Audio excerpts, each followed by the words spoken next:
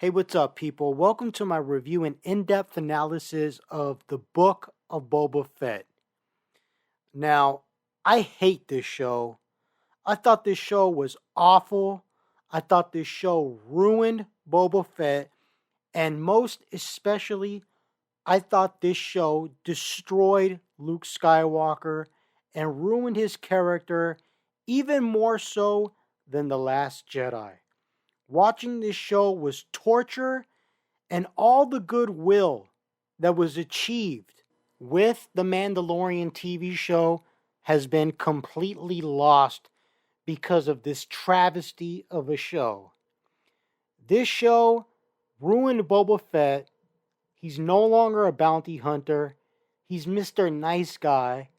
And now Luke Skywalker learned nothing from the original trilogy and has gone completely back to the prequel era Jedi teachings, making Grogu choose between having positive, empathetic emotions towards a father figure versus becoming a Jedi. He makes him choose.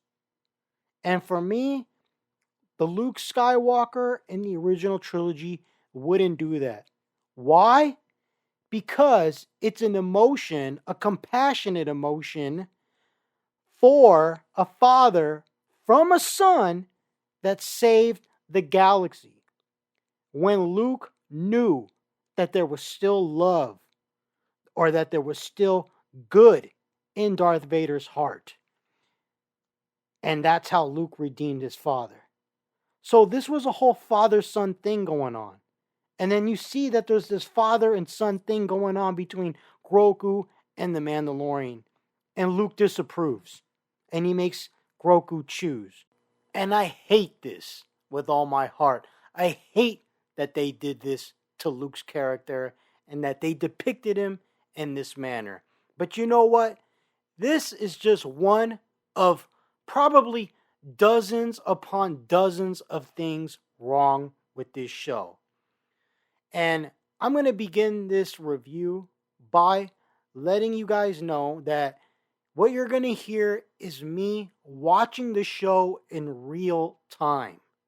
So this introduction was actually recorded after I watched the show, but when you actually hear me review the episodes, it's going to be literally me recording myself after I've watched them. So let's begin this review and in-depth analysis of the Book of Boba Fett with the first episode known as Chapter 1, Stranger in a Strange Land. And basically, this episode begins with Boba Fett submerged in a bacta tank and he's having flashbacks. And I like how these flashbacks connect with Episode 2, Attack of the Clones, even though that film wasn't a favorite of mine in particular. Nevertheless, I enjoy the attempt at connecting this story to the much larger saga and staying true to the continuity. I thought it was awesome to see Kamino, and it was just great to see Kamino with modern day special effects because it looks amazing. I thought that was great. And all those other details, seeing different angles of young Boba Fett finding his father's helmet in the arena of Geonosis was also awesome and very interesting to see. So basically, Boba Fett is submerged in a bacta tank and he's having all these flashbacks. And it was also great, just the establishing shots of seeing Jabba's palace, which is now abandoned, or so we presume at this point in the story. So then it turns out that we have a flashback. So Boba Fett being submerged in this bacta tank is the present. He's having memories or flashbacks, and then we get into a more detailed flashback where we see Boba Fett actually escape from the Sarlacc pit that swallowed him in Return of the Jedi. And I thought this in particular was well executed and amazing. It was at this point of the show that I really thought that I was going to be in for something great. So after Boba Fett escapes from the Sarlacc pit, and again, the special effects were amazing, the costumes are amazing, the cinematography, everything is amazing. I loved it. Totally loved how he used the stormtroopers' oxygen to breathe. So there's a dead stormtrooper that's been swallowed by the Sarlacc. So we can presume that Boba Fett survived because of his armor. And basically, Boba Fett uses the stormtrooper's oxygen to breathe, and then he uses his flamethrower to get out of the Sarlacc. And this was all epic stuff. And then after this, he's basically robbed of his armor by Jawas. So the Jawas take his armor, he's left for dead. And he is then captured by Tusken Raiders, and he fails to escape their camp. He tries to escape, and basically he is a prisoner along with this Rodian. And he fails at escaping, and they beat the crap out of him. And I guess it's trying to illustrate the brutality of the Tusken Raiders. And I asked myself while I watched this, why can't Boba Fett get out of here? Why can't he just kick their asses? And it's obvious that he is just really just torn and worn down from being in the Sarlacc pit and being in the desert. So he's not at his peak full strength. Then we have a time jump that leads to 5 years later, and this takes us back to where we were in the opening with Boba being submerged in the Bacta tank, and he basically wakes up and he has Fennec right there, and that's his right-hand woman that we've seen in the Mandalorian Season 2 story arc. And basically, Fett and Fennec have taken control of Jabba's criminal empire on Tatooine. And right around here is where I start to have some serious misgivings about this show, or this episode in particular. And basically, the main issue that I have here is that it seems like they're trying to make Boba Fett into this nice guy. And that totally just contradicts with the image that we've had of Boba Fett for so long, almost 40 years. So let's think about that. When we first saw Boba Fett in Empire Strikes Back, he was the man with no name. He was the bounty hunter. He was the ruthless bounty hunter. We got very little bit of him just from the original trilogy. Then we get the comics and the expanded universe, and they continue this trend that he is basically just this nameless killer, this nameless bounty hunter. Then the prequels come out, and I don't particularly like making Boba Fett a clone. I thought that was a little lame. It ruined the mystery, but whatever. There was some good that came out of that. In particular, I like some of those Boba Fett episodes in the Clone Wars. They were interesting, even though I wouldn't have made his father the clone template, but whatever. There's still this consistency, however, with Boba Fett being this ruthless bounty hunter. Now we come here to this show, and now Boba Fett is just basically, I just feel like, I don't know, man. It's like he's too compassionate for me. I wanted to see him as a ruthless criminal gang leader. And basically, what made me feel this way, there was two things, maybe even three. But first of all, when the mayor's representative goes to Boba without an offering, and he basically says to Boba, we don't give you the offering. The mayor does not provide you an offering. Instead, it's vice versa. You should be providing an offering for the mayor. And Boba's just kind of like, oh, well, I disagree, and da-da-da-da-da. And then it's Fennec, who is more like, you need to kill this dude and send a message, or something like that.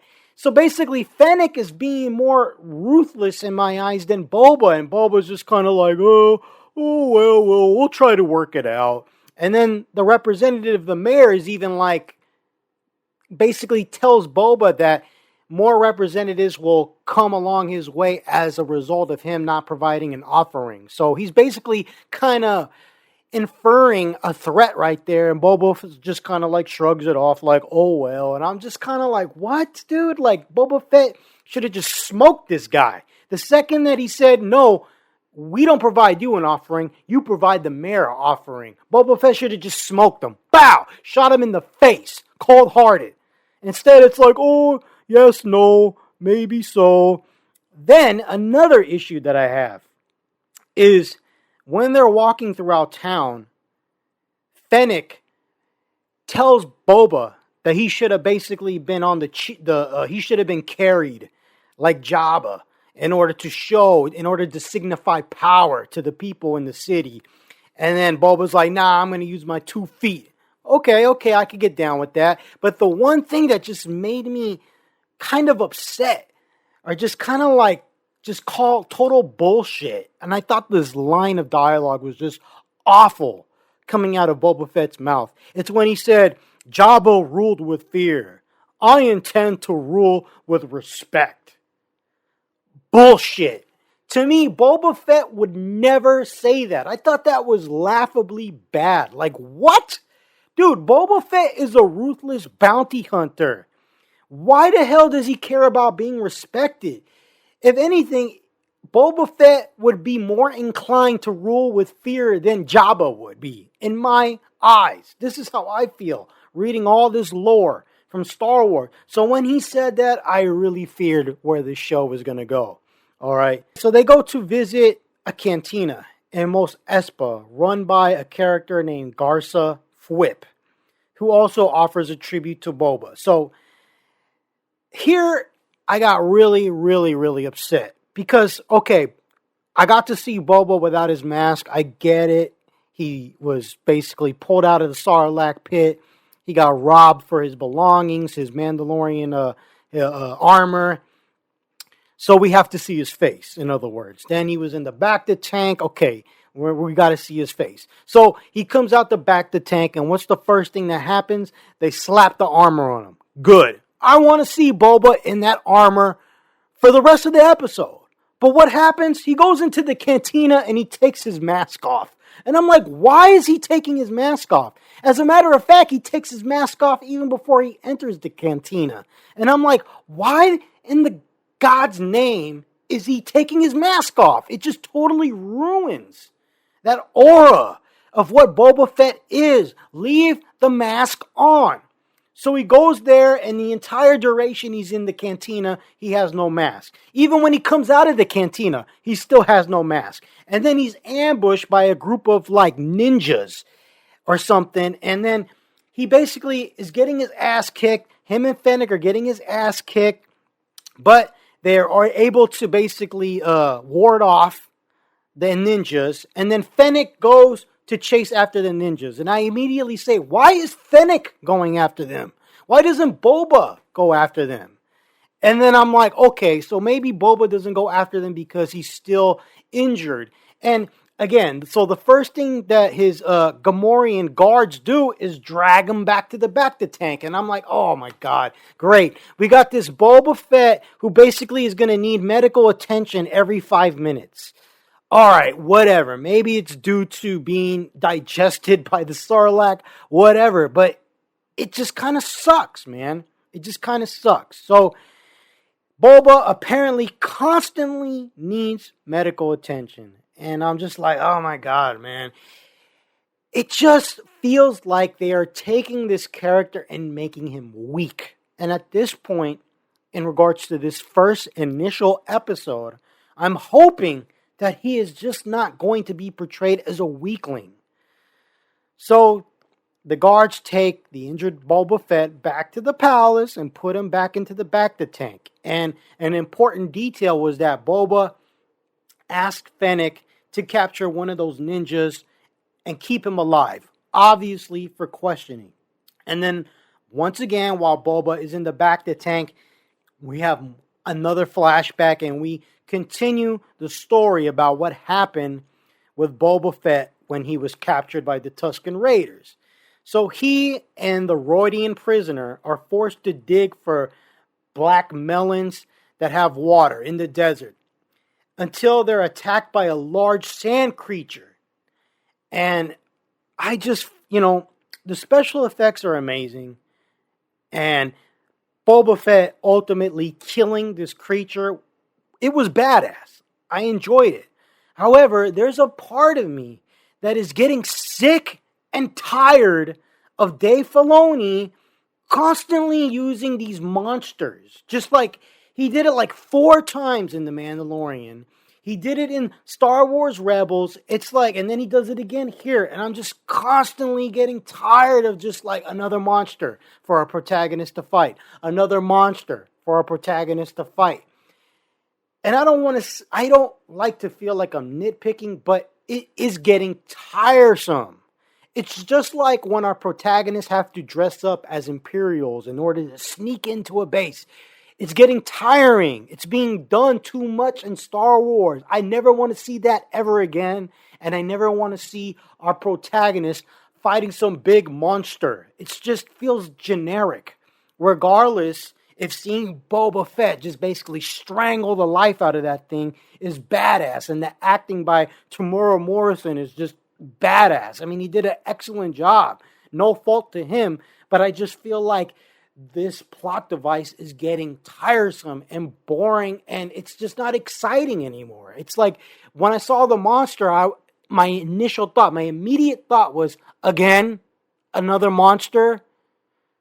Didn't this happen like 4 times already in The Mandalorian? Can't they come up with something more creative? I mean, for all the monsters and all the epic action, I'd rather have a nice character-driven moment. All right, so that's my complaint about that. So Fett ultimately kills the creature, saving the Tusken youngling that was basically escorting him and forcing him to dig. And as a result of Fett killing this creature, he earns the respect of the Tusken Raider tribe. And that's basically how the first episode ends. And I have mixed feelings about the show. I hope it improves. And I wanted Boba Fett, most importantly, to put the mask back on. I don't want to see his face. It just ruins the badass aura. So then we come to chapter 2, which is called The Tribes of Tatooine. So this episode begins with Boba Fett and Fennec interrogating the captured ninja, and Boba still not wearing a mask. And I swear, every time I see him without the mask, I just want to smash my TV. So in order to get this guy to talk, to tell Boba who hired him to kill him, he threatens to put him in the pit and have him be eaten by the Rancor. But we all know that the Rancor was killed by Luke in Return of the Jedi, so it was just an empty threat. The guy gets scared, and he tells Boba that the mayor of Mos Espa is the one that hired him to kill him. Of course he did. Because Boba should have just killed the mayor's representative, sent a message from the initial first episode that he's not to be messed with, and then the mayor would have possibly had considerations and reservations about hiring somebody to kill him. So anyway, they go to the mayor, and the mayor denies this. He denies that he hired the assassin. At this point in the episode, I don't believe that. But the mayor offers payment to Boba Fett for capturing the assassin. So the mayor's acting like he used the assassin. He used Boba to kill the assassin, like they were using each other. And then he says something weird. Boba Fett does. He says that he's not a bounty hunter anymore. And I'm like, why? Why? Did I miss something? No, I didn't. That hasn't been explained yet in this episode. And I'm not liking what I'm hearing. So anyway, Boba goes to the cantina, and the woman at the cantina, Fwip, she's like the madam of the cantina, informs Boba that 2 of Jabba the Hutt's cousins, a pair of Hutts known as the Twins, want to claim Jabba's throne. They want to reclaim the spot from Boba. And the Twins arrive, and they got a Wookiee bounty hunter that just looks badass. Now, back to Boba not wearing the mask. When he went to the cantina, he took the mask off. I just don't know why he keeps taking the goddamn mask off. I mean, it just makes no sense to me. That was everything for me. His intimidation, wearing that mask, and he takes his mask off in this show left and right. At this point, I'm just like, leave it off. because every time he puts it back on, he takes it off 5 minutes later from then. And it's really frustrating. So after this, the twins come to the conclusion that basically blood being shed is bad for business, and initially they threatened each other, Boba and the twins, like a standoff was about to go down, but it was all a bluff, and they decide to part ways. But obviously you can infer that something is on the horizon, something really bad, a confrontation. And then Boba takes the mask off again, and it turns out that he needs permission to kill the Hutts, because the Hutts are a crime cartel. They're a family. They're basically like the Corleones of the Star Wars galaxy. You can't kill one of the head of the families or a family member without permission. So then after this, we get another flashback because Boba is in the bacta tank, and basically he remembers the Tuskens teaching him their style of combat and desert survival skills. Now, the tribe is then attacked by the Pike crime syndicate, and they're on their spice train, and it's pretty good. It's pretty impressive. Again, everything in this show as far as visuals is highly impressive. At this point, I so much want to love this show because the production value is just enormous. But what I'm seeing just leaves me feeling flabbergasted with questions. Like, I don't understand the motivations for characters, especially Boba. And here is a prime example. And another thing that made me very upset, besides Boba constantly taking the mask off. So Boba, he trains with the Tuskens, and then he decides to basically take it upon himself to teach the Tusken Raiders how to ride speeder bikes so that they can somehow get the Pikes, defeat the Pikes, destroy the train, stop the train that's basically killing them. And I'm sitting here and I'm like, why all of a sudden does Boba have this sense of brotherhood and camaraderie with the Tuskens? Where did this come from? Because it feels like a forced relationship is going on. And the whole time I'm seeing Boba go out of his way to help the Tuskens. The Tuskens, remember, they tortured Boba. They beat the living crap out of him in the first episode for no reason. They just beat him just for the fun of it. And all of a sudden, he wants to be a part of the tribe. He wants to respect the tribe. He wants to help the tribe. And I'm just like, why is he doing that? So anyway, he goes out of his way to go get some speeder bikes from some bar, from some biker gang at a bar. And I'm thinking, couldn't he just hop on one of those bikes and be out and leave? Why does he go back to the Tusken Raiders to help them out? What does he care about them? And then I realized they're turning Boba Fett into Mando from Mandalorian. They're turning him into this nice guy, compassionate protagonist, and that's not what Boba Fett is about. Remember, think about every time you played a Star Wars video game. What side is Boba Fett on? He's on the side of the villains. Think of every single time you come across Boba Fett in the merchandise and the expanded universe, whether it's Disney or Legends, Boba is always depicted as this villain, this ruthless villain. So I expected him to be this ruthless villain in this show, but he's acting like Mando from The Mandalorian. He's a nice guy. Deep down inside, he's not that bad. He's gonna go help the Tusken Raiders. Why? Because he's a good guy. And I'm just like, dude, it makes no sense. As far as Boba Fett, as I grew up with him, it just makes no sense that he would do that. He had every opportunity to hop on one of those speeder bikes that he took from that bar, from that biker gang, and just leave. Screw the Tusken Raiders. Who cares about them? They tortured him. Be out. Go do some bounty hunting or run the criminal organization, whatever. I just don't understand why he cares so much about them. And it really sucks because there's some great visuals and great acting, but none of it makes sense. So yes, Boba teaches the Tusken Raiders how to ride the speeder bikes.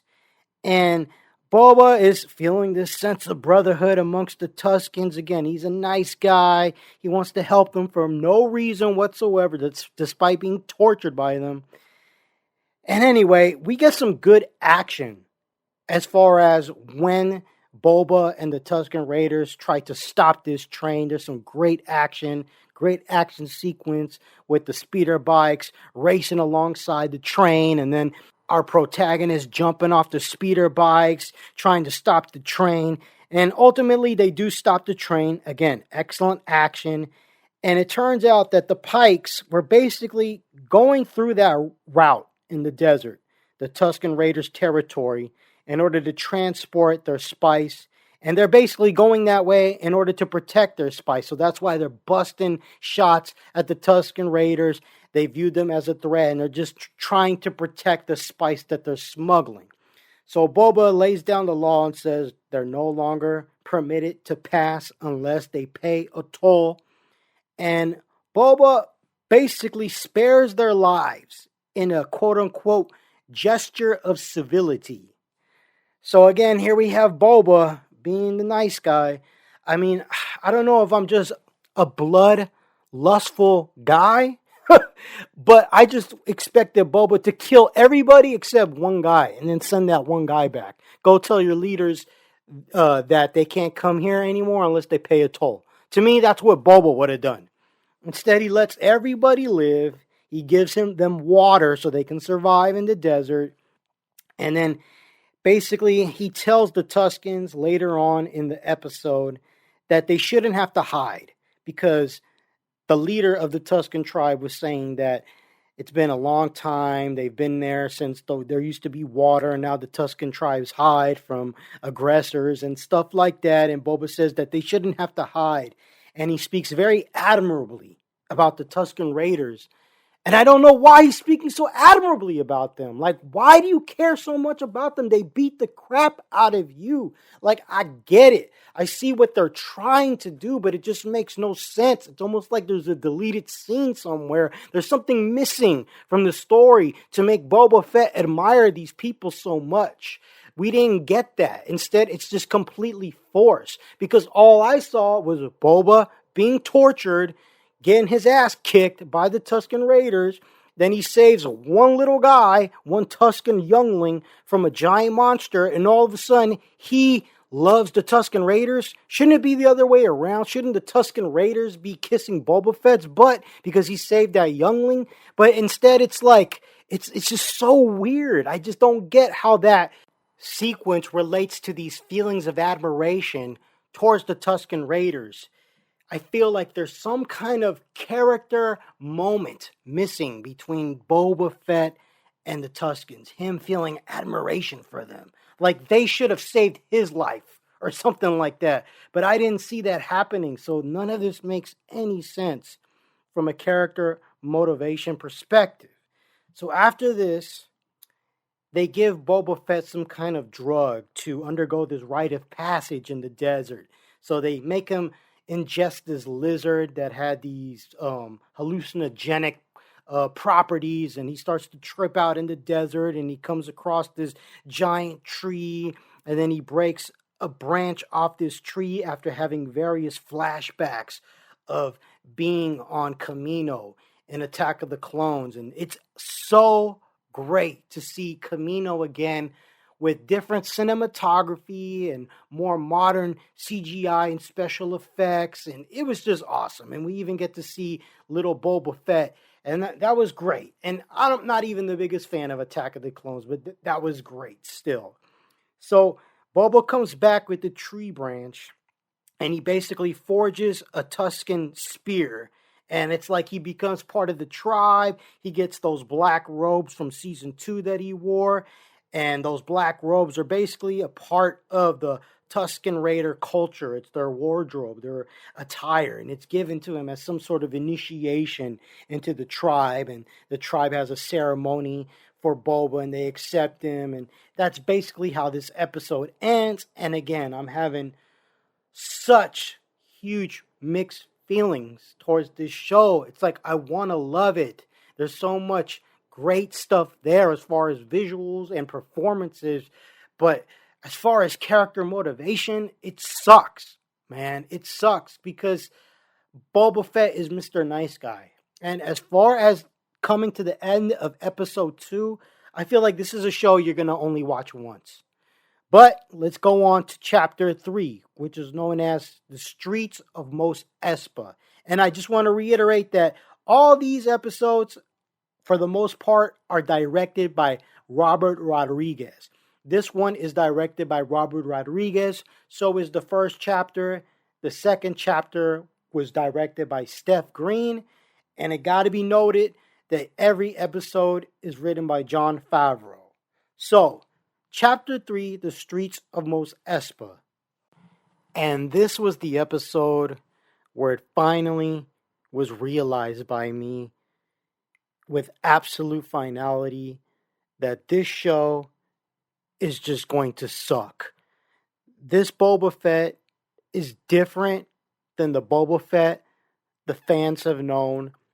This Boba Fett is a changed man. He's compassionate. He has totally renounced his badass bounty hunter persona.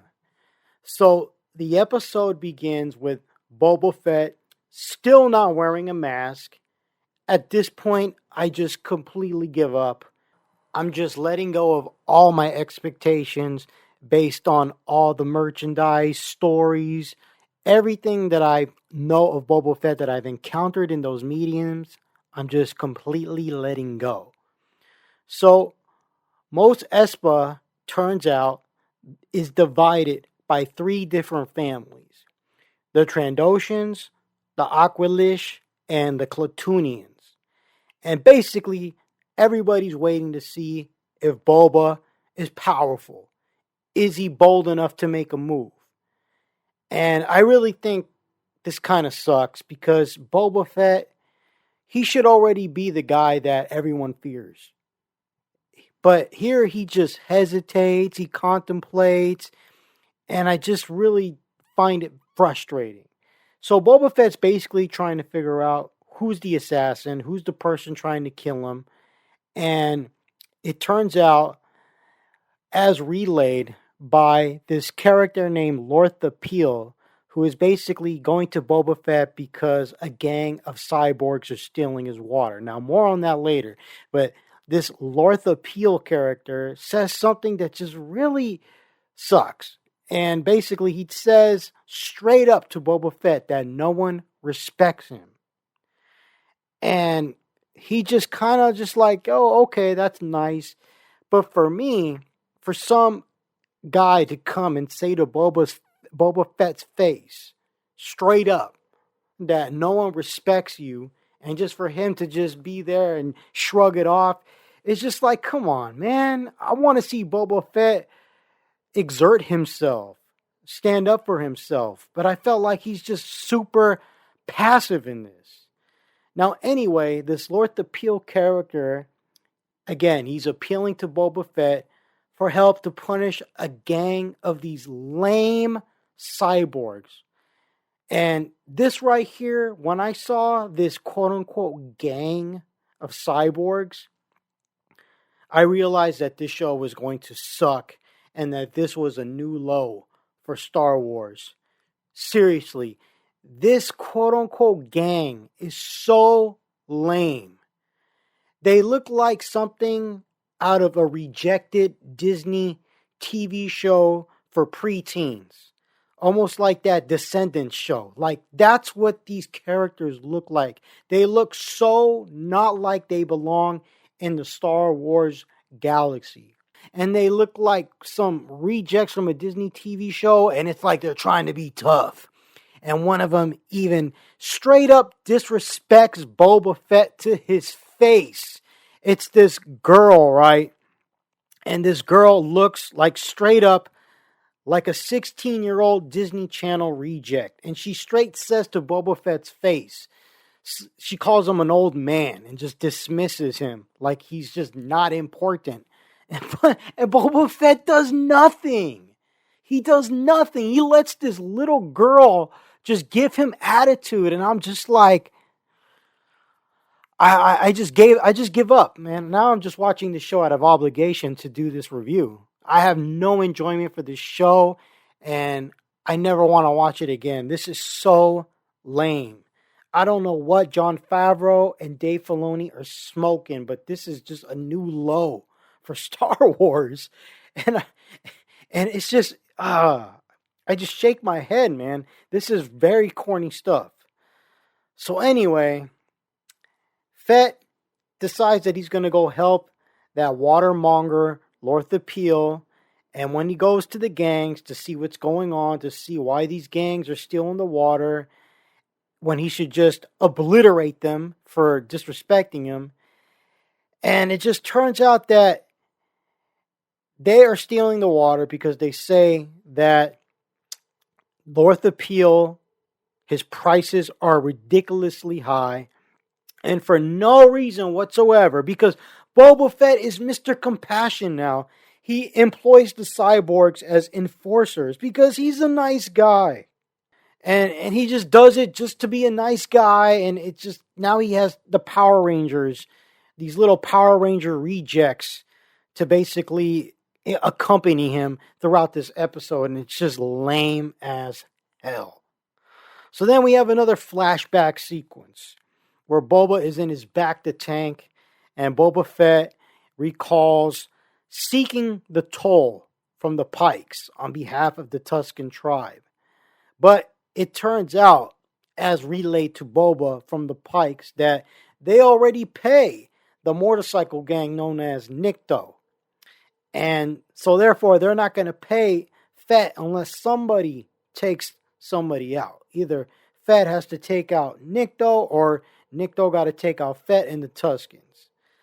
So when Boba Fett returns to the Tusken Raiders, he finds the tribe destroyed by the Nikto gang. And he basically has like this little burial for them. And then during this flashback, all of a sudden, his memories are abruptly interrupted when he's attacked by the badass Wookiee that was hired by the Hutt twins. This was a really intense, well-executed moment. I mean, the creature effects, the makeup effects, the costume of this badass Wookiee is outstanding. He's the best looking Wookiee I've ever seen in Star Wars, period. And there was a nice little fight, physical fight between Fett and the Wookiee.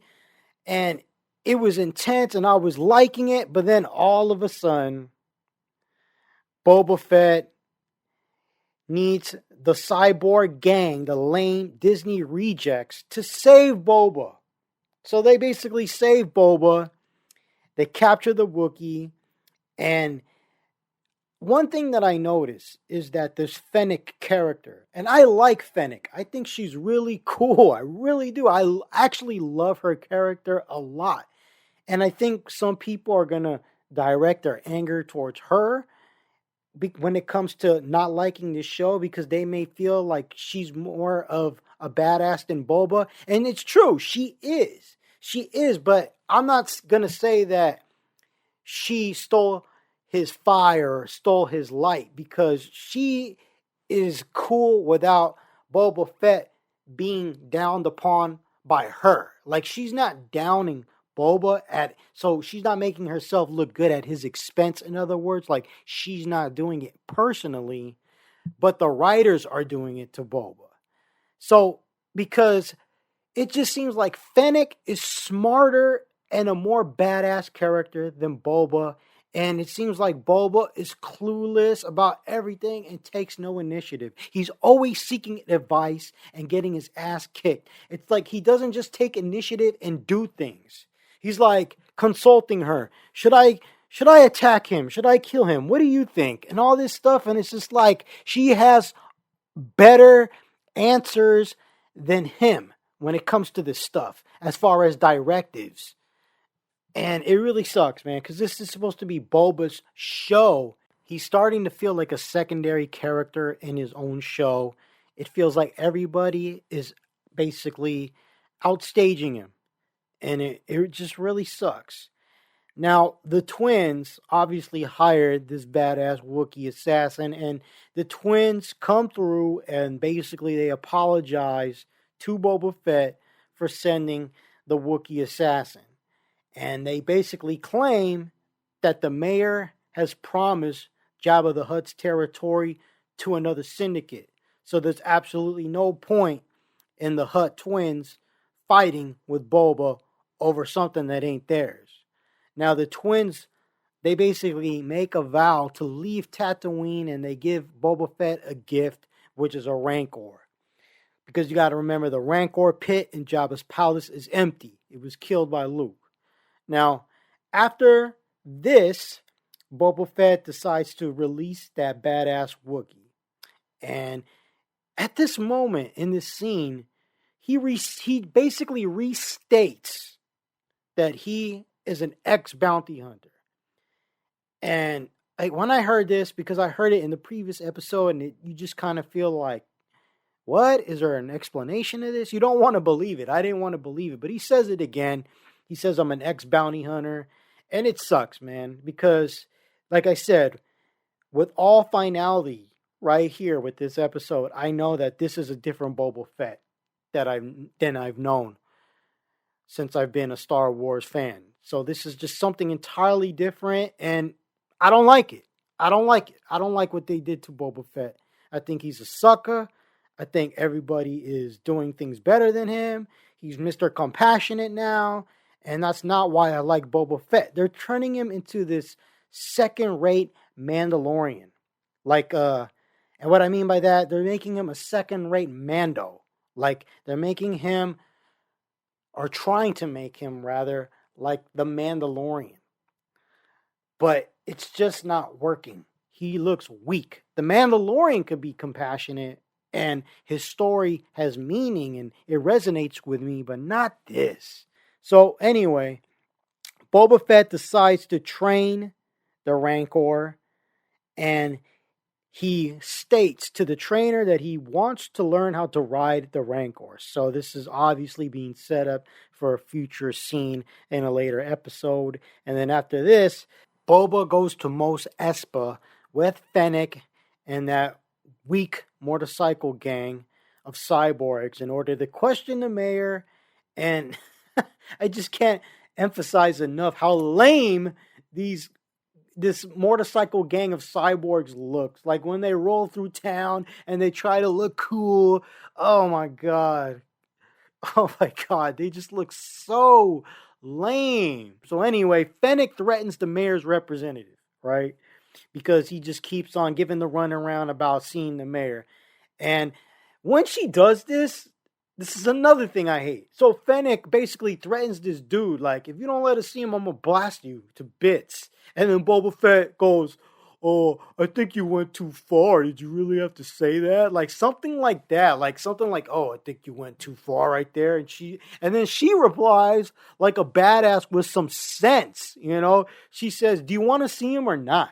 And I'm like, dude, Boba Fett, dude, like, you are straight up neutered, dude. Like, you are a sucker, bro. Like, why don't you stay home and let Fennec do everything? You could just sit in your little back to tank, take a dump in there, and chill with the floaties.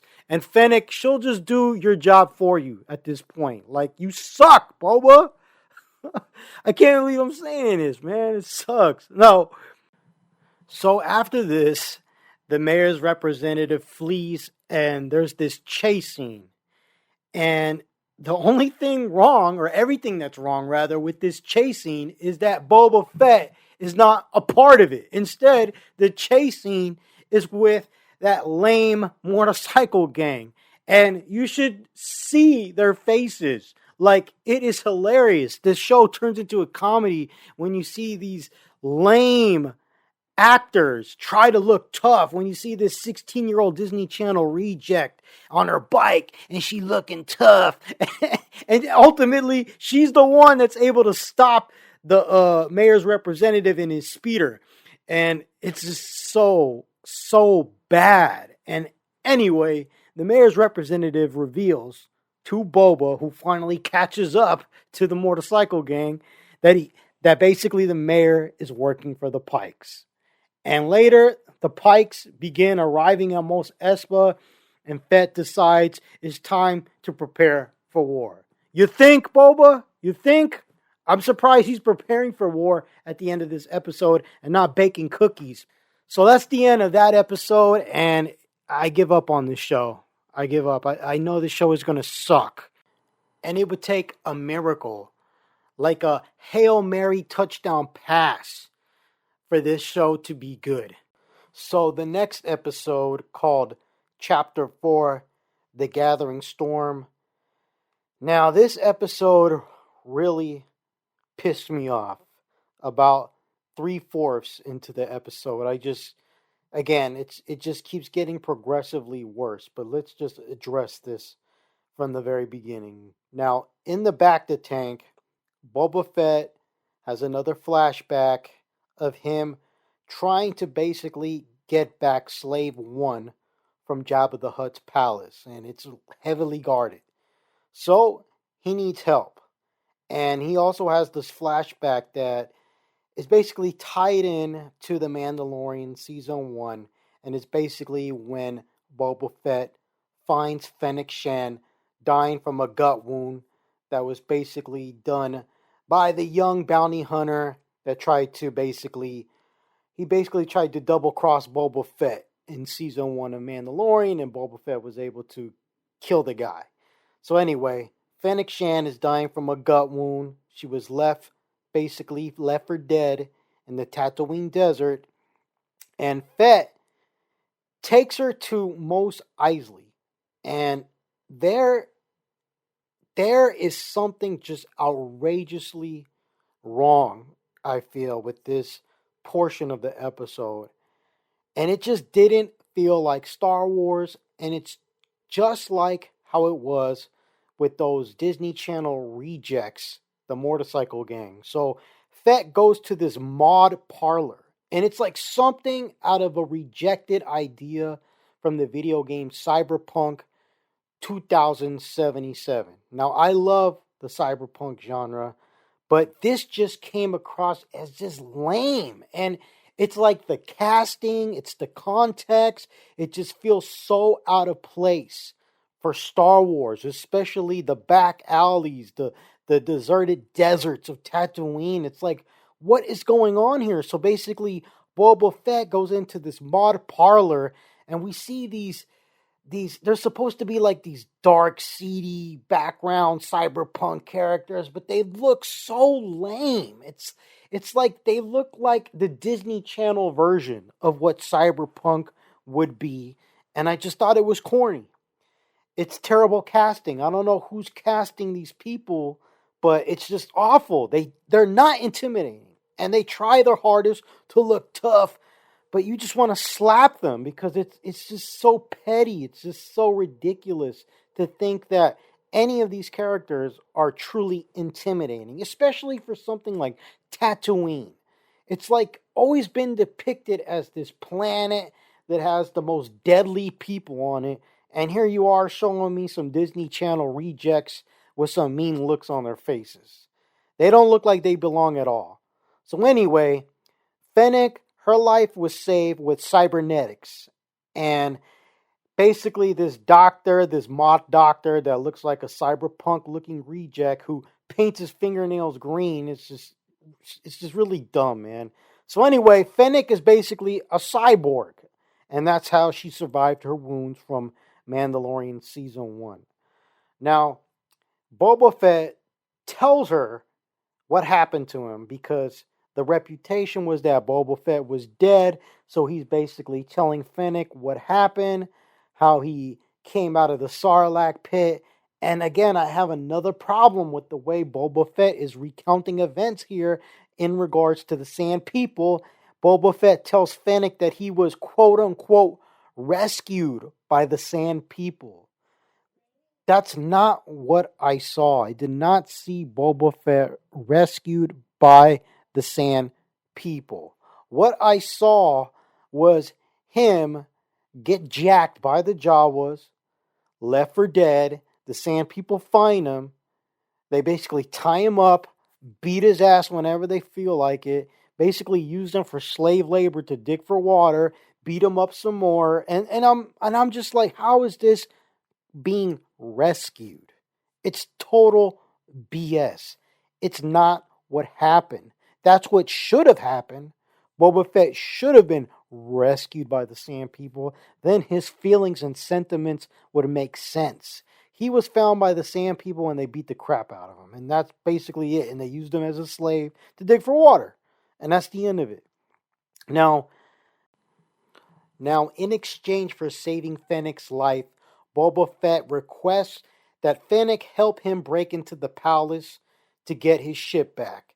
Now, in the palace, it's basically now ruled by Bib Fortuna, who is basically the pale-skinned dude with the tail heads that was Jabba the Hutt's assistant or whatever from Return of the Jedi. So that's who's basically running the show now. So Boba wants revenge on the quote-unquote bloated pig who double-crossed him. So I presume at this point that he's talking about Bib Fortuna. And he wants to take the throne from him. And here we just get more declarations that Boba Fett is no longer a bounty hunter. He says no more hunting, and he's tired of working for idiots, and that he wants to be the head of a Gotra, which is like the head of a family, crime family. Now, again, he says, quote unquote, the Tuskens took him in, which is, again, BS to me. And then we have this kind of silly scene where Boba Fett fights some chef droids and a rat catcher droid. It just felt kind of silly.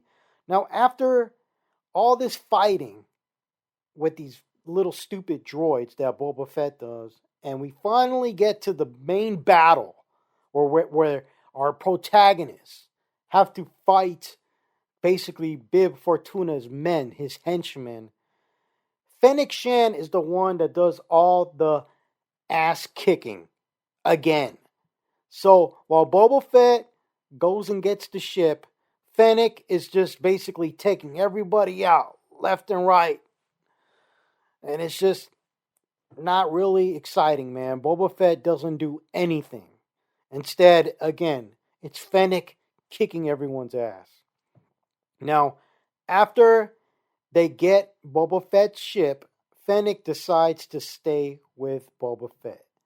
And they go and they kill the biker gang that Fett believed to have massacred his Tusken tribe. And with Boba Fett's Slave One ship, they basically go to the Sarlacc pit. They go back to the Sarlacc pit in an attempt to retrieve his armor. Because he believes that his armor is still in the Sarlacc pit. He doesn't know that it's been taken by the Jawas. Now, this is the scene that made me furious. So I want you guys to get into the mentality that I have right now. So imagine you see the original trilogy for the first time. You see Boba Fett. You see this mysterious dude with this background. He's a total man with no name, Western style badass. And you know he's a villain. And you see him fall into the Sarlacc pit in Return of the Jedi. And for 30, 40 years, however long it's been, there's just been all this anticipation because Boba Fett basically lives in the expanded universe in the books. And there's all this anticipation as to how Boba Fett survived the Sarlacc pit. So we saw that in the first episode of this series. And now Boba Fett's going back to the Sarlacc pit to basically kill the thing. So this is like the standoff between the thing that consumed Boba Fett, almost killed him, and Boba Fett himself. So you're expecting like a badass scene where basically Boba Fett kills the Sarlacc pit, destroys it, kicks its ass, whatever. So what ends up happening is Fennec Shand, again, comes through to save the day. So, mind you, Fennec has never been on Boba Fett's Slave One before. This is her first time being on his ship. And when they go to the Sarlacc pit uses its tentacles to basically try and capture Slave One, and Fennec Shan, while Boba Fett's sitting there with his thumb up his ass, not knowing what to do, Fennec Shan unbuckles her seat, goes into the back of the ship, presses the button that needed to be pressed so that the seismic charges can basically be dispersed and kill the Sarlacc. Now, when I saw that, I was first upset because how in the hell did she even know to do that? How does she know to even do that? How did she even know that the seismic charges existed? How did she know any of this? It's her first time being on his ship. Second of all, why is she the one taking the initiative? Why is Boba Fett such a dumbass? Such an inept, indecisive dumbass that takes no action. He's sitting here basically about to lose his ship again, and he's like, and then Fennec Shan, first time being on this dude's ship, knows exactly what to do. This show is just garbage. This show is garbage. This is the rise of Skywalker for me all over again. I hate this show with all my heart. That's how I feel watching this episode. And I still have, oh my God, I still have 3 more episodes to go. I don't know. This is like slow death. So again, Fennec, not Boba, takes the initiative. She's the one that takes action in Boba Fett's own ship while he sits there helpless and undecisive. She even gets the one-liner, the badass one-liner, like the action hero one-liner. She goes, "Fire in the hole!" And it's an epic moment for Fennec Shan. Boba Fett, he's just a fart in the wind here, man. Now after this, Boba wants Fennec to aid him in exchange for his loyalty and wealth, but she expresses to Boba that she wants her independence. He says that together they are strong and that they can't get far without a tribe. So that's what he says to her in order to get her to join him. So here we see that Boba Fett is changed. They changed the character. He's no longer the lone gunman, the lone man with no name. Now he needs a tribe. And Fennec even says exactly what I'm feeling, which is just so funny. She says, "The Tuskens have made you soft." And I'm thinking, you're right, Fennec. Boba is soft as hell, and Fennec is the badass one, and it sucks. So after this moment, we jump back to the present time, and Fett emerges from the back of the tank, fully healed, and he witnesses that badass Wookiee that the Hutt twins hired kicking the ass of some Trandoshans in the sanctuary, the cantina, and he even rips off one of their arms. And Boba Fett is impressed by this, and he decides to hire him as his henchman or his goon, whatever, his right-hand man. I don't know. You get it. Now, at the banquet, so basically there's this banquet that Boba Fett's hosting, and he urges the other crime bosses in Mos Espa to unite against the Pike Syndicate, but ultimately they refuse. Now, he tries to intimidate these crime bosses with the fact that he has a rancor, and they can meet him halfway as a result. So basically, the agreement between Fett and these crime bosses is that they can't help him, but at the same time, they will be neutral. They have decided to remain neutral while Boba Fett goes one-on-one with the Pike Syndicate. And a settlement is agreed upon in regards to this. And then after this, Fennec Shan suggests to Boba that they hire reinforcements for the imminent war. And when she says this, I'm like, of course she's going to suggest it. Because Boba Fett is too stupid to do things by himself. He's too stupid to know already that he needs to get an army. He needs someone to tell him what to do. And that someone is Fennec Shan. this episode sucks.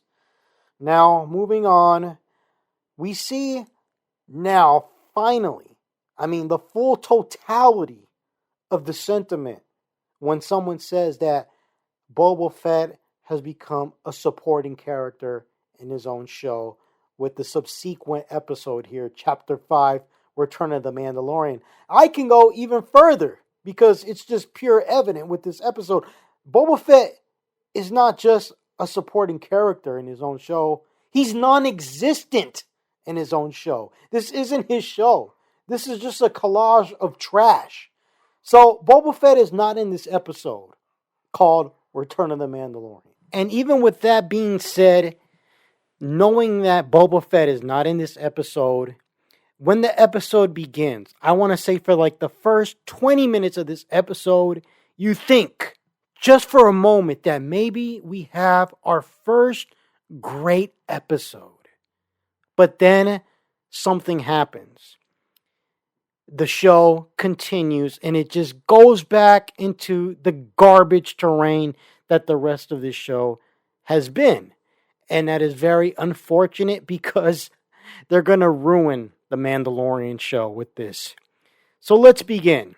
The beginning of this show starts with Din.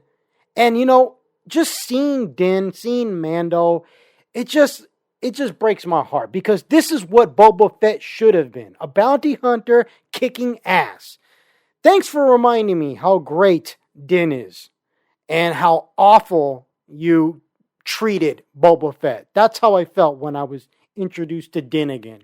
So Din basically starts out this episode and he's tracking a bounty and he kills a bounty. He cuts his head off.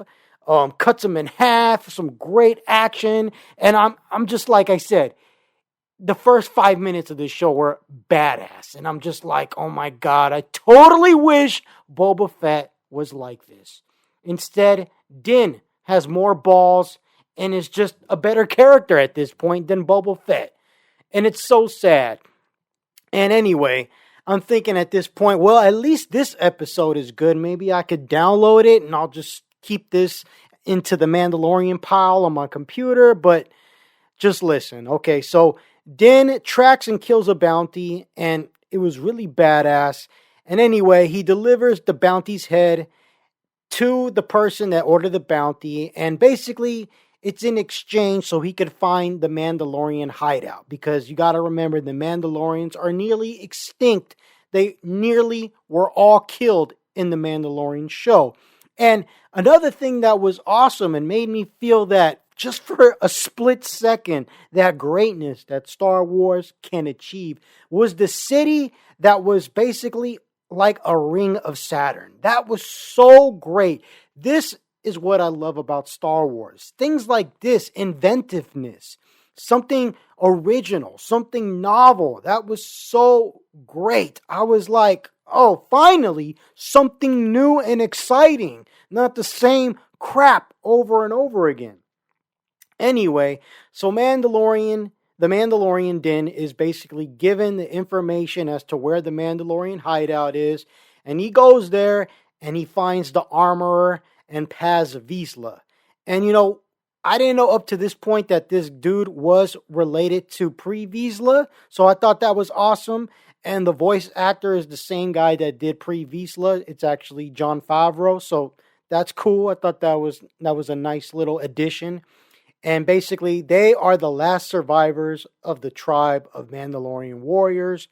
And basically, the armorer inspects the Darksaber that Din won from Moff Gideon in Season 2 of The Mandalorian.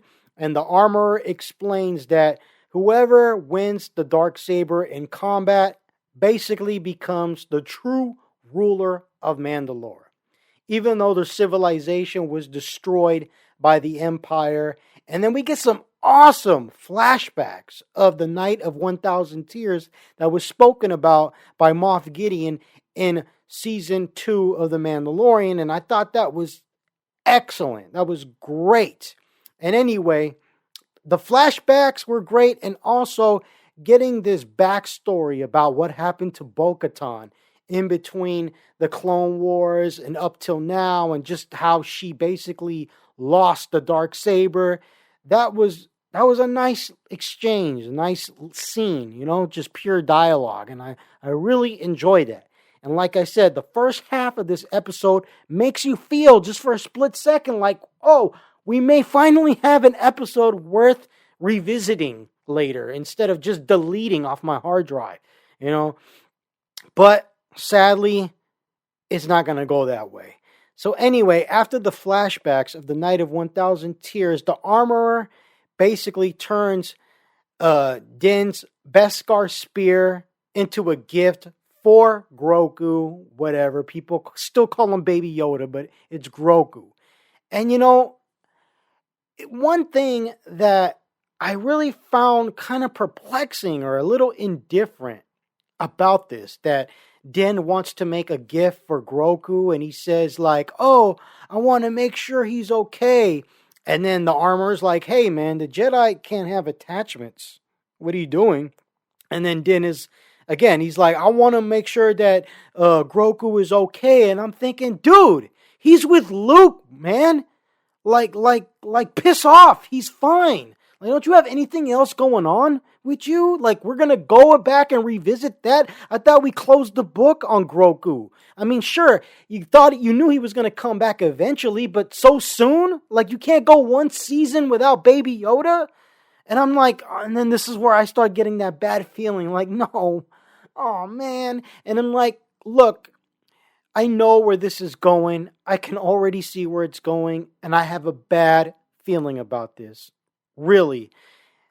Din saying that I want to make sure he's okay. And I'm just like, dude, he's with Luke Skywalker, the most powerful Jedi in existence right now. He's fine, dude. Why don't you go find a life? Go do something. You know what I'm saying? Anyway, the armor trains Din on how to use the Darksaber. And again, now this sinking feeling is coming back to me at this point because I'm like, wait a minute. And am I crazy? Please comment in the comment section if you think I'm crazy.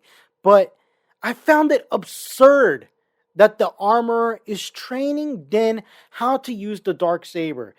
And she's like so efficient, and she has all this intimate knowledge about the techniques of how to wield the Darksaber. And I'm like, well, dude, why don't you become the leader of Mandalorian then? If you're the better fighter, if you're training Din how to fight and you have all this knowledge and wisdom, then why the hell aren't you challenging him to a duel to become the leader of Mandalorian? It seems like she knows every technique and how to wield the Darksaber.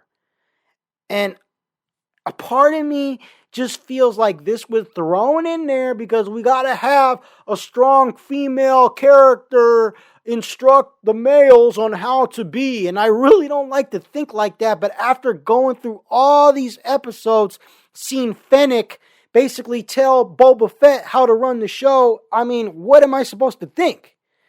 And then all of a sudden, out of nowhere, Paz Vizsla wants to challenge Din Mando to a duel. Like, you're not worthy, I want to challenge you. And I'm like, well, why doesn't the armorer just challenge Din? Because it seems like she can kick his ass. This doesn't make any sense.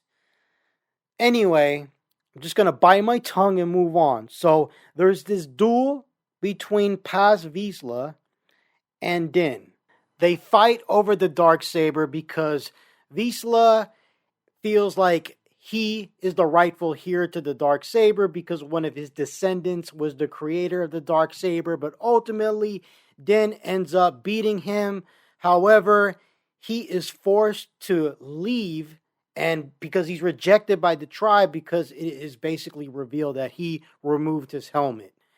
And now that he's rejected by the tribe, even though there's only two of them, Din takes a commercial transport to Tatooine in order to meet Peli, that zany, crazy female mechanic. And he goes there to basically get a new ship. And you know what, man? There's like this little segment where she's has like a pest control problem and she's trying to kill this alien rat or something. And I just thought it was so stupid. And this character, I used to like her. I remember really enjoying her, but it's like, the novelty is gone, man. She has worn out her welcome, her type of humor. She's more annoying than anything. And I come to the realization again. This is more side quest nonsense. Isn't this supposed to be a Boba Fett show? I mean, I'm just so done with this now. I'm just so done with this. Watching this show is a chore. And I am sick of the side quest formula that is being implemented for telling these Star Wars shows. It needs to stop. They need to do something new. Here's an idea. Why don't you make a show like Breaking Bad? Like, not like literally like Breaking Bad, but just no more side quests, just important story elements. It really feels like they only have 2 hours of story material and they just drag it out. And this episode is the perfect example because we haven't even gotten to the worst part of this episode yet. So Din wants a new ship. He thinks he's going to get a ship similar to the Razor Crest, but instead, Peli has a Naboo starfighter. And it's like, okay, yeah, that's cool. They have a Naboo starfighter, but you damn well know at this point that they're just milking nostalgia. Oh, look, it's a Naboo starfighter from Phantom Menace. Aren't you happy? Like, no, I'm bored out of my mind. And then the rest of this episode is just a bunch of BS. I literally just skipped through it. I fast forwarded the last 15 minutes of this episode and I missed nothing. All they do is fix the ship, the Naboo starfighter. They take it on a test flight. Din encounters the X-Wing fighters from the Mandalorian TV show. And they're like, oh, hey, you got to show me your beacon. And then it's like, oh, I'm that guy that was a good guy. And they're like, oh, yeah, good job, man. Peace out. And then upon Din's return to Tatooine and basically finalize the deal that he wants the Naboo starfighter, Fennec is there. Not Boba Fett, it's Fennec. Boba is not in this episode at all. Fennec is there and he basically asks Din to assist Boba in the upcoming war against the Pikes, and he agrees in the end. The next episode is Chapter 6, From the Desert Comes a Stranger. And this episode was just it for me. I couldn't even get to the last episode because of how awful this episode right here is. This episode completely destroyed all the goodwill that was achieved with the ending of Mandalorian Season 2. This episode right here destroyed Luke Skywalker even worse than how he was destroyed in The Last Jedi. And the most maddening thing about it is that on the surface, it looks really sweet. It looks really like it's generating fan service and Luke is doing all this awesome teaching and stuff. And like, this is what you've always wanted. But look underneath the surface. Look at what is happening as far as the story. It just totally, in my opinion, contradicts the Luke Skywalker in the original trilogy. And it's because this Disney version of Luke Skywalker is an idiot. He didn't learn anything in the original trilogy.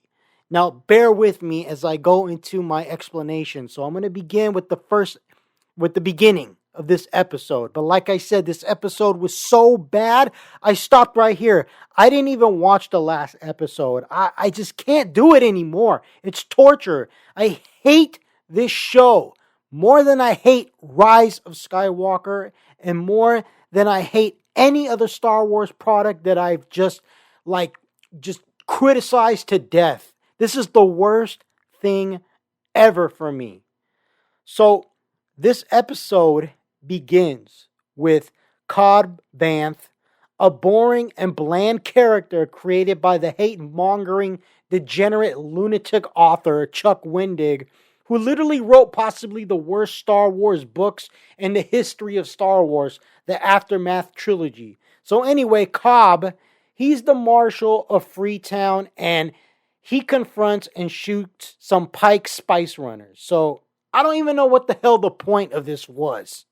Because this stupid character shows up again at the end of this episode only to die.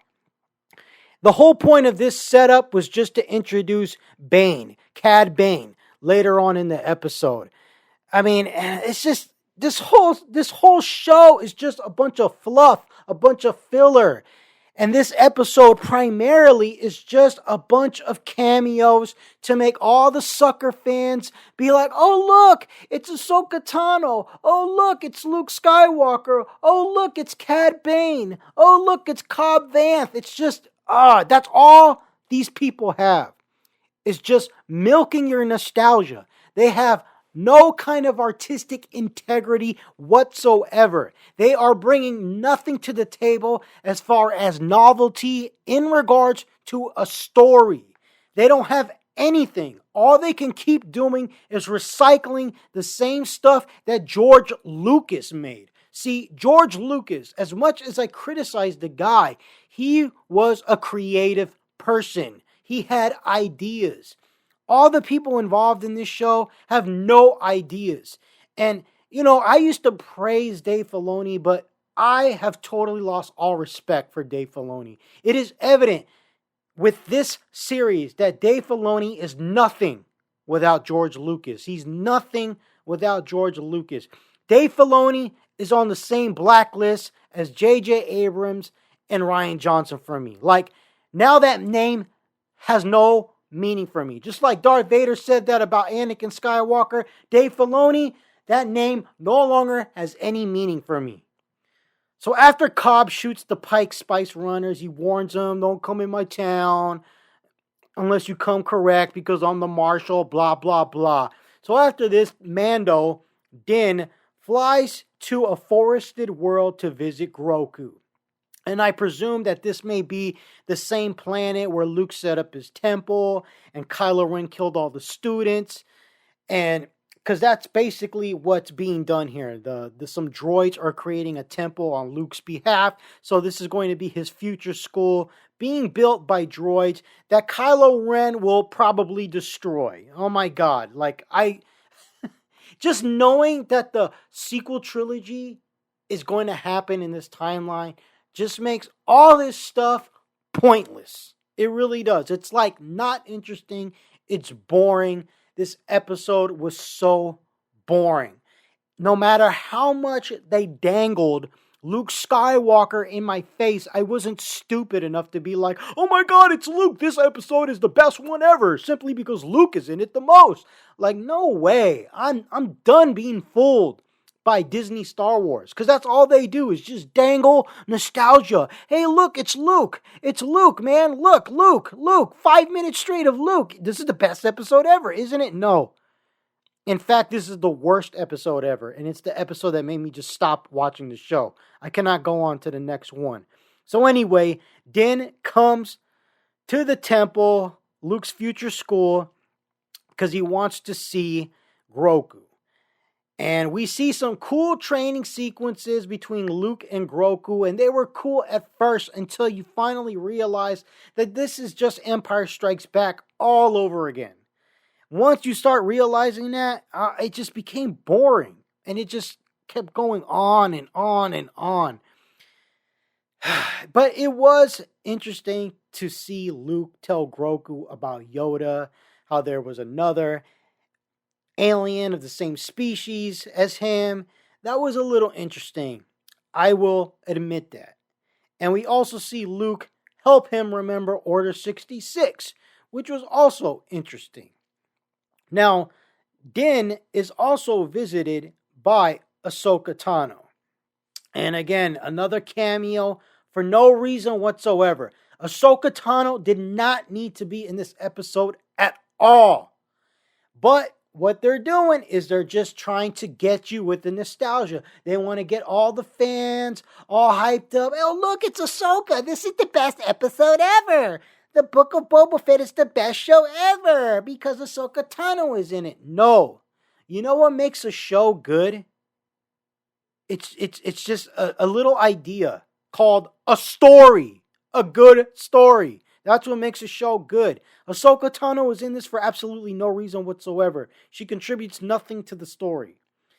So anyway, Din reiterates to Ahsoka how he wants to see Grogu. I want to check on him. I got nothing better to do. I got nothing going on in my life. I want to see what's up with Grogu because I'm Mr. Compassion.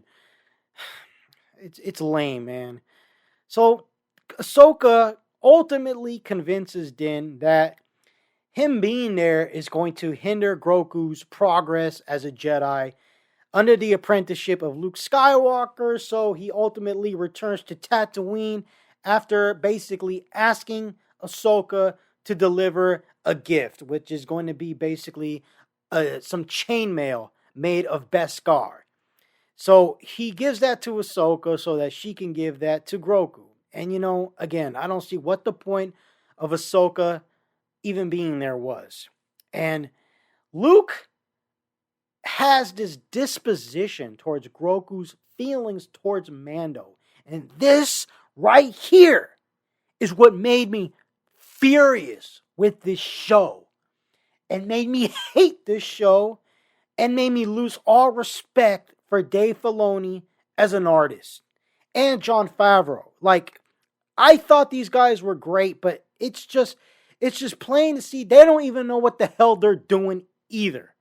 So Luke has this disposition towards Grogu because he has feelings towards Mando. Like this, it's like they have like almost like a father and son kind of relationship.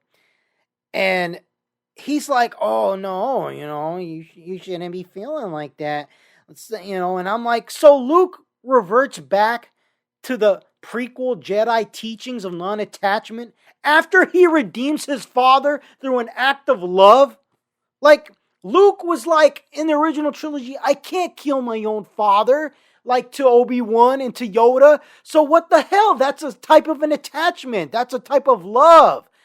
And it's like he's over here trying to be like Mace Windu. Like, oh, attachment is bad, Grogu. And I'm like, oh my God, this is what really they're going to do? This is really what they're going to do. They're going down this path. And I'm like, this is worse than The Last Jedi, Luke Skywalker. Who was this failure? But if you remember people, what Luke said in The Last Jedi. Luke loved in The Last Jedi. When he attempted or briefly had that moment of weakness to kill Kylo Ren in his sleep, what did he say? He said, when he was reading into his mind, he said, I saw him destroy everything I love. I saw everything that I love would be destroyed. He said that. He said, everything that I loved. I'm quoting that exactly. And then over here, it's like, oh, love is bad. Attachment is bad.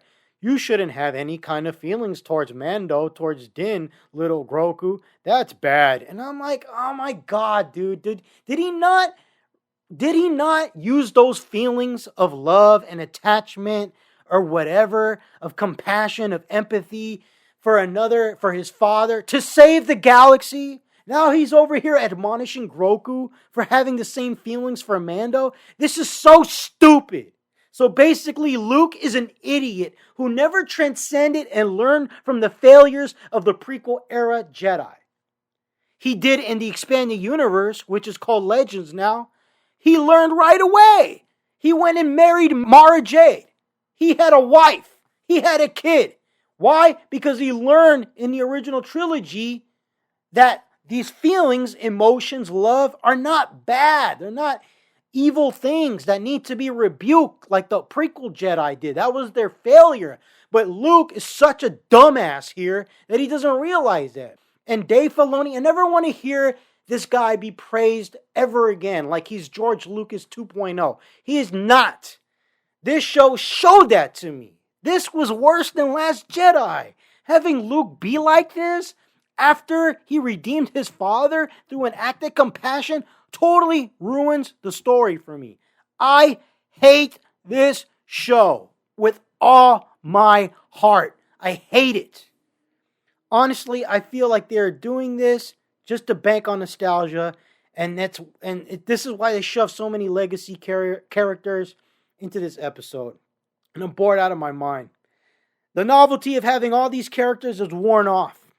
It's like they're trying to recreate that feeling of excitement from seeing them in season 2 of The Mandalorian, but they're failing because the circumstances here don't call for these cameos. So I'm tired of the cameos, and ultimately, yeah, Luke sucks, man. Luke, it's worse than Luke's like just not being good. This is just the total destruction of this character, and I feel the ultimate betrayal, especially because it's Dave Filoni. I feel the ultimate betrayal. This is worse than Last Jedi. This is worse than The Rise of Skywalker.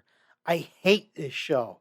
So, anyway, Boba Fett and his allies, they discuss their manpower and how they need more manpower, and Din travels to Freetown to get Cobb and his people to help him out, because ultimately what's going to happen is Fett is going to work with Mando, with Din. So they're all coming together to fight against the Pikes, whatever. After Din leaves, Cad Bane comes through. And he comes through to Freetown. And he has a standoff, like an old school Western, with Cobb. And he ends up killing Cobb. Because he's the faster gunslinger. But there was something stupid that Cad Bane said that just, it's like you're looking at this show and you see everything looking great. Your brain is telling yourself, I should like this, man. It's Cad Bane. It's live action Cad Bane. But there's something wrong. And you know what was wrong? It's something that he said. So Cad Bane, he kind of admonishes Cobb for working with Boba Fett. And he says, Boba Fett is a cold-blooded killer that worked for the Empire. As if that demeans him in some way. And I'm like, wait a minute. This is stupid. I mean, considering the fact that Cad Bane is also a bounty hunter who literally worked for Darth Sidious to steal babies and kill them in season 2 of the Clone Wars. So you got this child murderer that was working for Darth Sidious, basically admonishing and demeaning Boba Fett because he worked for the Empire. Like, how dare you? How dare you work for Boba Fett? He worked for the Empire. He's a bad guy. What's wrong with you? And I'm like, this is so stupid. It's like, on the surface, everything looks pretty. Oh, it's so great to get a live action Cad Bane. Then they open their mouth and you're like, this show is dumb. I just can't believe it. I just can't believe how awful this show is. I'm going on tangents here because I'm so upset. So anyway, following the standoff, Bane shoots Cobb. He's dead. And then later, 2 Pikes bomb the cantina in Mos Eisley. Mos Espa, whatever. And then Skywalker. We go back to Luke Skywalker. And he's able to get the gift that Din Mando gave to Ahsoka, because Ahsoka gives it to Luke. And so that was her whole purpose on this show, just to hand off the gift to Luke. It's like, hey, look, it's Ahsoka. That automatically makes this episode amazing, right? Right? Oh, and then so she gives the gift to Luke, and then Luke gives the gift to Grogu, but he makes Grogu choose. He says, either you choose the chainmail or you stop your training. Here's more nostalgia. Luke makes him choose between the chainmail and Yoda's lightsaber. He pulls it out of his ass, literally. He's like, here's Yoda's lightsaber. I pulled it out of my ass. And he makes him choose. And he's like, either you go with Mando or you train as a Jedi. And he says, and I quote, Luke says, and I quote, this is the further destruction of the character of Luke Skywalker. He says, you will be giving into attachment to those you love, forsaking the way of the Jedi. Bullshit. Bullshit. Because it was Luke giving into attachment that saved the galaxy when he believed that his father still had good in him. And now here he is giving this Grogu, giving Baby Yoda this ultimatum, dealing in absolutes like a Sith. And I'm just like, oh, God, dude. The Jedi learn nothing. The Jedi learn nothing. They're just idiots. I thought that Luke had at least allowed some sort of emotion because obviously of what happened in the original trilogy, since it was an emotion, love that saved the galaxy. And that's why he said he got scared, because he saw in the vision when he read Kylo's mind that he saw the destruction of everything he loved. And then he had that moment of weakness and contemplated killing him and whatever. And then he created Kylo because Kylo woke up and was upset and he went full dark side. But now, not even that makes sense. The whole story is just a mess. Luke Skywalker is the biggest dumbass in the galaxy. I'm just disgusted. I'm disgusted with Disney Star Wars. And I just cannot watch this show anymore. I'm not even going to watch Chapter 7 in the name of honor. I don't care what happens. I don't care. So what I'm going to do, since I'm not going to watch this episode, I'm just going to read the Wikipedia article right here and now in real time, and let's just see what the hell happens in this stupid, godforsaken show. So R2-D2 flies Grogu, who has chosen Din's chainmail. Oh, so that means Luke is gone. Can't have attachments, can't have love in your heart for another human being. So great to be a Jedi. So R2-D2 flies Grogu, who has chosen Din's chainmail, to Mato's hangar. Cad Bane and the Pikes confront Fett, Shan, and Din outside the remains of the sanctuary. That's that cantina where Bane reveals that the Pikes killed Fett's Tusken tribe and framed the biker gang. Ooh, I don't really care. The other crime families betray Fett and attack his soldiers throughout Mos Espa. Fett and Din send the Major Domo, I don't even care who that is, whatever, to distract the Pikes, allowing the pair to attack the group, though they are soon outnumbered. Freetown citizens and the stupid Disney reject cyborgs arrive to save the pair, but the group are overwhelmed again by two shielded Scorpion-neck droids. Mato arrives with Grogu, who helps Din destroy one of the Scorpion-necks, while Fett's Rancor destroys the other. Bane scares off the Rancor and defeats Fett in a gun duel, but Fett kills Bane with his gaffy stick. Oh, I bet you that scene was like him really pissed off, because he found out that the Pikes are the ones that killed the Tusken Raiders. Who cares? Grogu lulls the Rancor to sleep, ending its rampage. And Mos Eisley, Fennec Shan kills the Pike boss. Of course Fennec kills the Pike boss, and not Boba. Of course. And the other crime lords. So Fennec not only kills the Pike boss, she kills all the other crime lords, while Boba Fett gets defeated. Boba Fett got defeated by Cad Bane in the gun duel, but killed him with the gaffy stick. Oh my God, dude. I can't believe I'm reading this, man. So you're honestly telling me this show that's supposed to be about Boba Fett has this guy lose in his gunslinger space cowboy duel with Cad Bane, and then kills him with a gaffy stick, probably because I'm not even going to watch the show, but I estimate, or I predict that what happened was that Cad Bane was talking and he got distracted, and then Boba just gets the upper hand because this dude was wasting time instead of delivering the fatal killing shot to Boba. But whatever. Whether I'm right or wrong, I could care less. So, again, Fennec is the one that kills the Pike boss and all the other crime lords.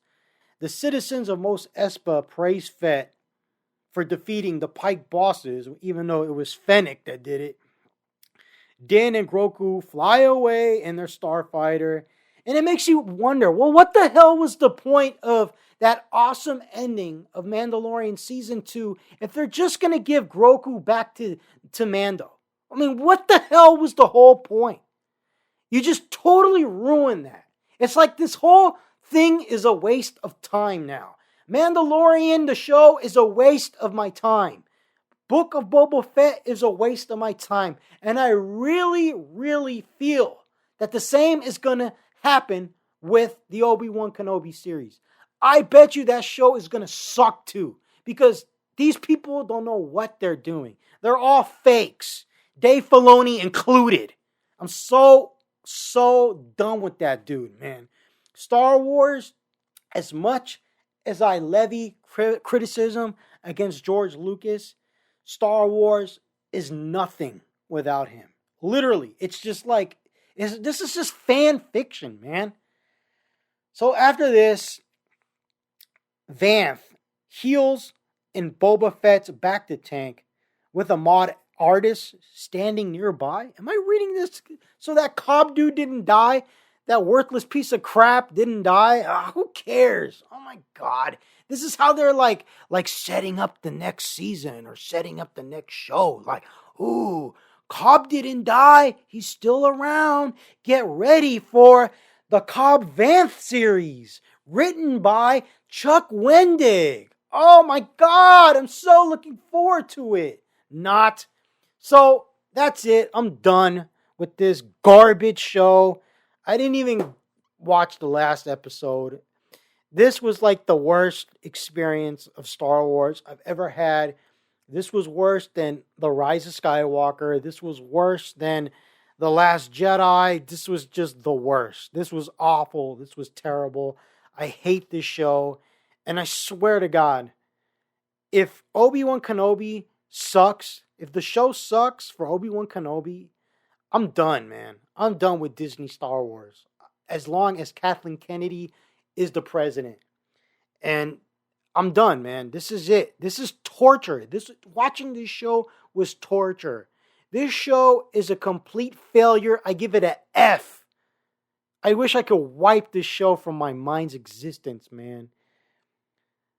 I'm sorry you guys had to sit through this. I'm not even going to say thank you for listening to this review because doing this was painful, and I bet listening to it was painful because this was an unpleasant experience for me, man. I'm really, really, really just torn by this, and I know this is all fiction. It's just a show. Star Wars, they're just movies and everything, but it's just like, this is kind of helping me. This is therapy doing this for me. And it's true. It's totally correct. This is just a show. It's stupid, and it's just, I'm going to walk away from it. I think what I'm really mad about is that I'm wasting my time. That's what I'm really mad about. And that being said, I don't even think I'm going to watch the Obi-Wan Kenobi series. I'm just going to read the Wikipedia episode summaries. And you know what, man? If I see or read something that I think is just wrong and that I hate, I'm not going to watch the show, man. I'm not going to waste my time. There's so many other stuff that I could do or review, man. Seriously. And you know what? There's leaks out there about the Obi-Wan Kenobi show. And I don't like talking about leaks. I like actually reviewing the real product. But if these leaks are true, that show is going to be worse than Book of Boba Fett. Because what they're going to do, if the leaks are true, they're going to murder Star Wars canon in a way you never thought fathomable. And that's how I'm going to end this, man. Take care, people. Please take care. One love.